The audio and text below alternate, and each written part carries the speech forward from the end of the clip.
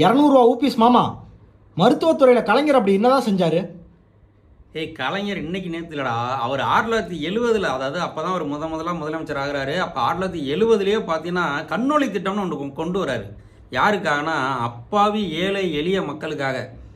எல்லாரும் கூலி வேலைக்கு போயிட்டு இருப்பாங்க. எப்படின்னு பார்த்தா கண்ணில் புற தள்ளியிருக்கும், பார்வை கூட இருக்காது, இருந்தாலும் வேலைக்கு போயிட்டு இருப்பாங்க. அவங்களெல்லாம் பார்த்த கலைஞர் வந்து கண்ணொளி திட்டம்னு கொண்டு வந்து ஊருக்கு கேம்ப் போட்டார். அந்த கேம்பில் இந்த பெரியவங்கலாம் போய் கண்ணை காமிப்பாங்க. யாருக்கெல்லாம் அறுவை சிகிச்சை தேவையோ அவங்களுக்கெல்லாம் மருத்துவர்கள் இலவசமாக அறுவை சிகிச்சை செய்வாங்க. அப்புறம் வேறு ஏதாச்சும் பார்வை குறைபாடு இருந்தாக்க மருத்துவமனைக்கு கூட்டிகிட்டு போயிட்டு அதெல்லாம் சரி செஞ்சாங்க.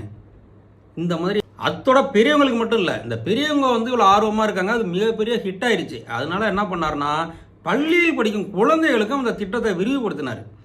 ஒவ்வொரு பள்ளிக்கும் போய் கேம்ப் போட்டாங்க. கேம்பில் குழந்தைகள், உனக்கே தெரியல, குழந்தைகளுக்கெல்லாம் கண் தெரியாட்டி அப்படி இருக்கும். கண் தெரியாத கண் குறைபாடு உடைய குழந்தைகளெல்லாம் கண்டுபிடிச்சி அவங்களுக்கெல்லாம் யாருக்கெல்லாம் அறுவை சிகிச்சை தேவையோ அவங்களுக்கெல்லாம் அறுவை சிகிச்சை பண்ணி அவங்க வாழ்க்கையிலலாம் வந்து ஒரு புத்தொழியை பாய்ச்சினார். முதலமைச்சர் அப்படிங்கிறது ஒரு பொறுப்பு, சாதாரணமாக இல்லை, மக்களோட ஹெல்த்தும் நம்முடைய பொறுப்பு தான் தலைவர் கலைஞர் நினச்சார்.